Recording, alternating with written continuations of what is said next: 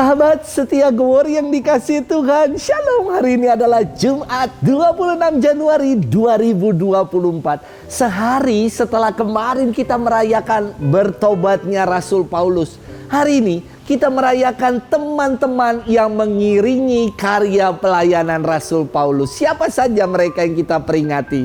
Hari ini adalah peringatan wajib Santo Timotius dan Santo Titus Uskup. Timotius lahir di Listra dari pasangan berkebudayaan campur. Mamanya bernama Eunike, seorang Yahudi, dan ayahnya adalah seorang Yunani. Ketika Paulus datang ke Listra, Timotius, Eunike, serta neneknya yang bernama Lois dibaptis dan menjadi pengikut Kristus. Dalam perjanjian baru dikisahkan bahwa Timotius mewartakan Injil bersama dengan Paulus. Timotius berakar kata Yunani Timotheos yang berarti pujilah Tuhan atau muliakanlah Tuhan. Bersama dengan Paulus, Timotius mewartakan Injil ke beberapa daerah. Timotius disebut sebagai penerima 2 surat dari Rasul Paulus, yaitu surat 1 Timotius dan surat 2 Timotius. Timotius diangkat menjadi uskup di Efesus pada abad pertama dan ia meninggal sekitar tahun 97 Masehi sebagai martir.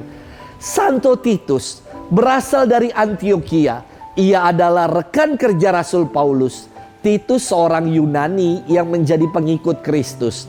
Arti nama Titus dari kata Latin Tatius yang berarti yang besar, penengah, dan murah hati. Paulus mengatakan kepada jemaat di Korintus bahwa Titus adalah rekan sekerjanya demi mereka. Titus adalah murid Paulus yang murah hati dan giat. Maka kepadanya Rasul Paulus memberikan banyak misi untuk mewartakan Injil. Ia diutus ke Korintus untuk membantu mengumpulkan sumbangan bagi orang-orang Kristen di Yudea yang berkekurangan. Titus diangkat sebagai uskup di Pulau Kreta hingga akhir hayat hidupnya. Hari ini kita akan bersama-sama merenungkan firman Tuhan yang diambil dari Injil Lukas 10 ayat 1 sampai dengan 9. Mari kita siapkan hati kita. Haleluya, haleluya, haleluya, haleluya. Tuhan mengutus aku menyampaikan kabar baik kepada orang-orang miskin dan memberitakan pembebasan kepada orang-orang tawanan. Haleluya, haleluya, haleluya, haleluya. Tuhan bersamamu dan bersama rohmu. Inilah Injil suci menurut Lukas. Dimuliakanlah Tuhan. Pada suatu hari Tuhan menunjuk 70 murid lalu mengutus mereka berdua-dua mendahuluinya ke setiap kota dan tempat yang hendak dikunjunginya. Katanya kepada mereka, tuaian memang banyak tetapi sedikitlah pekerjanya. Karena itu mintalah kepada Tuhan yang punya tuaian supaya ia mengirimkan pekerja-pekerja untuk tuaian itu. Pergilah, camkanlah. Aku mengutus kamu seperti anak domba ke tengah-tengah serigala. Janganlah membawa pundi-pundi atau bekal atau kasut. Dan jangan memberikan salam kepada siapapun selama dalam perjalanan. Kalau kamu memasuki suatu rumah, katakanlah terlebih dahulu, damai sejahtera bagi rumah ini. Dan jika di situ ada orang yang layak menerima damai sejahtera, maka salammu itu akan tinggal padanya. Tetapi jika tidak, salammu itu akan kembali padamu. Tinggallah dalam rumah itu, makan dan minumlah apa yang diberikan orang kepadamu, sebab seorang pekerja patut mendapat upahnya. Janganlah berpindah-pindah rumah jika kamu masuk ke dalam sebuah kota dan kamu diterima di situ.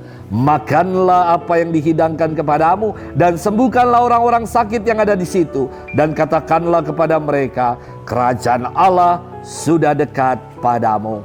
Demikianlah sabda Tuhan. Terpujilah Kristus.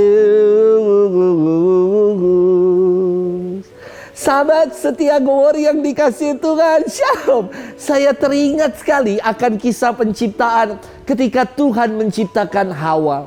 Dikatakan, tidak baik manusia seorang diri saja, maka diciptakanlah Hawa sebagai penolong sepadan untuk menjadi partner, sahabat seperjalanan, dan teman hidup.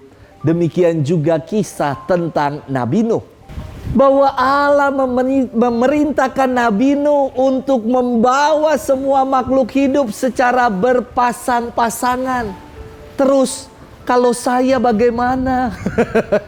Jangan khawatir, karena Allah memberikan komunitas bagi mereka yang memberikan hidup bagi Allah.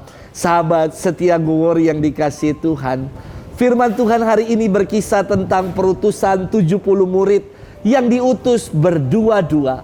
Mengapa berdua? Inilah komunitas, partner, tim, teman seperjalanan dalam perutusan.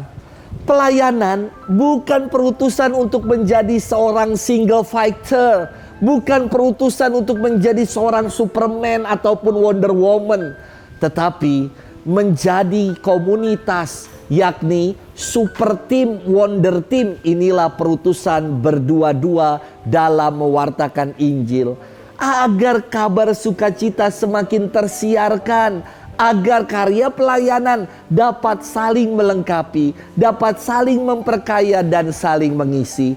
Yesus menghendaki sejak semula pelayanan bukan one man show.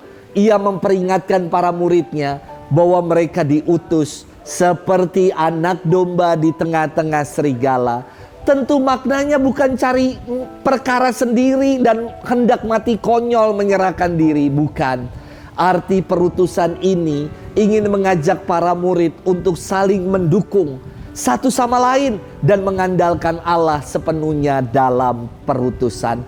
Sahabat setia Gowori yang dikasihi Tuhan, setiap dari kita berkat anugerah baptisan diutus pula untuk mewartakan kasih Tuhan.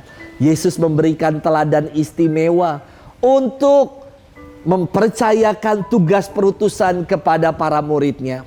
Jangan pernah kita merasa semua dapat gua kerjain sendiri, semua dapat aku pikul sendiri, semua dapat aku tanggung sendiri. Jangan seperti itu. Kita punya komunitas, kita punya teman, kita punya sahabat, kita juga punya Tuhan yang tidak pernah meninggalkan kita. Jadi jangan ragu untuk mewartakan kebaikan. Selamat bermenung dan Tuhan memberkati kita selalu. Dalam nama Bapa dan Putra dan Roh Kudus. Amin.